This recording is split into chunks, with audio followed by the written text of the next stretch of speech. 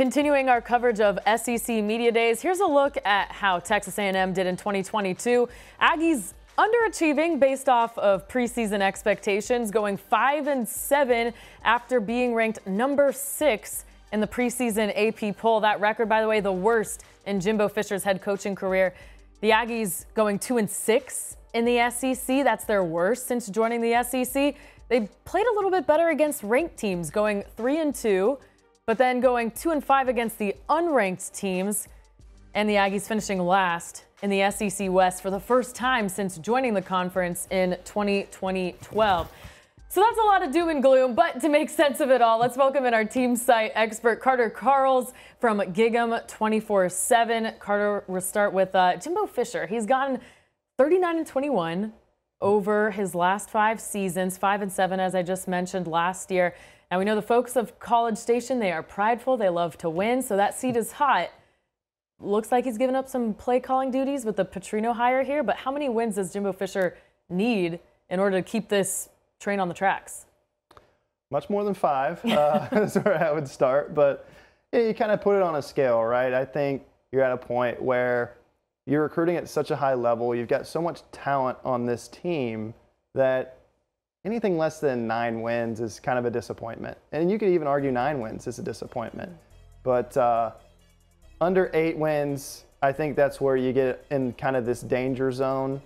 8 wins, we saw it under Kevin Sumlin. People didn't like 8-5. And so, you know, when you're recruiting at a top 5, top 10 level just about every year, you should be a top 5, top 10 team just about every single year. It's hard to do it in the SEC year in and year out. You're allowed to have a couple mulligan years, but not often can you have them twice in a row. And so I think this year they need to show improvement. They need to show that last year was kind of a fluke, and if they get to that 9-10 win range, I think it would show that this program's headed in the right direction.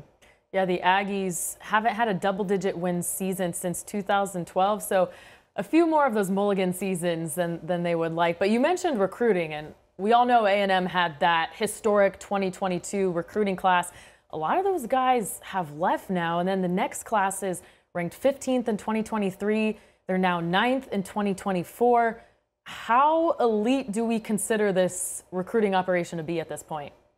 Yeah, they set a impossible bar in that 2022 class. I mean, the amount of guys in that class alone could form a great team, right? So they kind of set that bar high. The next class, that 23 class you mentioned, ranking 15th, they had to take a smaller class. So to me, I thought it was a little bit underrated just because it was more about the quality than the quantity. There wasn't a lot of fat on the meat, if you will. This class, though, is where you could get back to that, 25-plus player range in the class, and it's the class where you got to get back in that top 5, top 10 range. And they addressed a lot of the concerns in kind of the recruiting office and made some changes in this past offseason to become a better recruiting operation. I think you've seen it this summer. They've been on quite the recruiting heater. And so I think they're back at that level. They've gotten some crazy talented players over the last month, really. So I think you're going to start to see them haul another top 5, top 10 class this cycle. All right, well, if the current team wants to win, they got to decide on a quarterback. Jimbo Fisher calling this thing a quarterback competition between Connor Wigman and Max Johnson. Not sure how competitive it actually is, but we know Wigman split time with Haynes King and Johnson last season. He was by far the most efficient of the 3. How do you see this thing shaking out between him and Max Johnson? It'd be shocking to me, Grace, shocking, if Connor Wigman was not the starter game 1 and the rest of the games this season. He just brings you the highest ceiling of any quarterback in this room. He was a former 5-star recruit for a reason.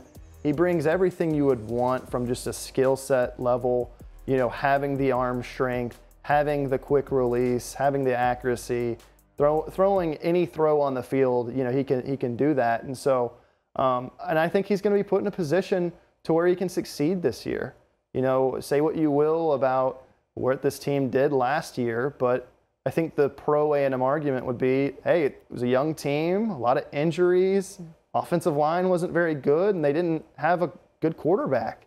Now that he Connor Wigman has that year of experience, and a lot of these guys are a year older, they're healthier. You got Evan Stewart, Moose Muhammad, Aniyah Smith. You get a running back room that's full of 4 and 5 stars on this team. I think that's where you see, man, how do you screw this up, basically?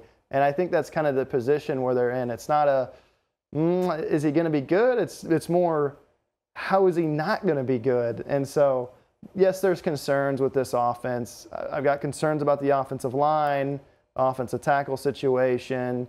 You know, what will the play calling exactly look like? What will the offense exactly look like? But this quarterback, I think, is their quarterback of the future. Jimbo Fisher hasn't had many good quarterbacks in the last several years. I think he's found one in Connor Wigman. I like that perspective. How can he not be good? 2-2 in his 4 starts last year, including an upset victory against then number 6 LSU. So he's led in those big moments. But let's talk about the defense.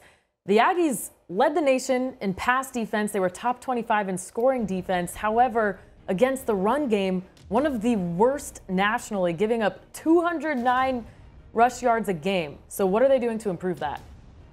Gosh, they got to avoid Quinshon Judkins for starters. Oof, yeah. I mean, Ole Miss just took them to town. Florida as well, Bama. They had some really rough outings as far as rush defense.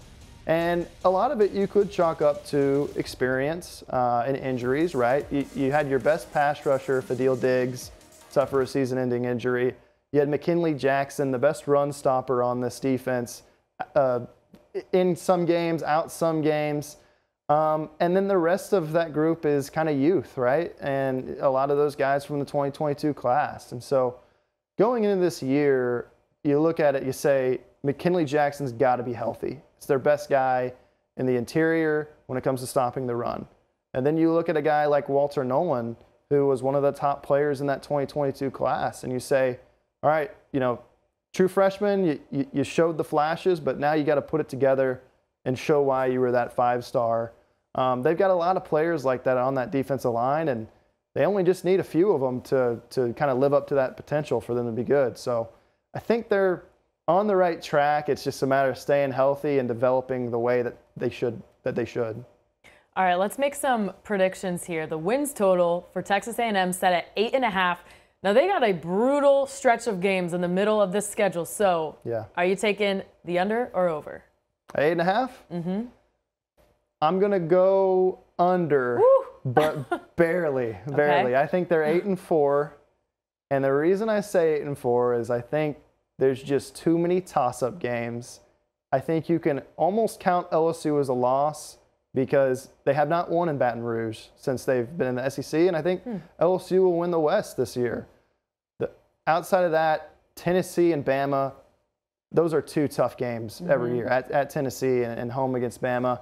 And that stretch that they're going to be in, Auburn, Arkansas, Bama, at Tennessee, it's rough. And so you can be 8-4 in the SEC and be a pretty good team. So that's not me saying, it's not me being a hater saying, oh man, A&M, I don't know about them.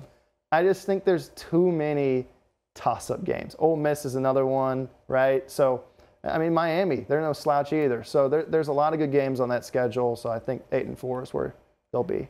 Okay, well, if we're going by your first answer, that seat under Jimbo Fisher going to be a little toasty by the end of the season. All right, thanks, Carter, for joining us here in Nashville. And for more coverage on Texas A&M from Carter and his entire staff, check out GigEm247, bringing you all the updates from SEC Media Days as we get closer to 2023 kickoff.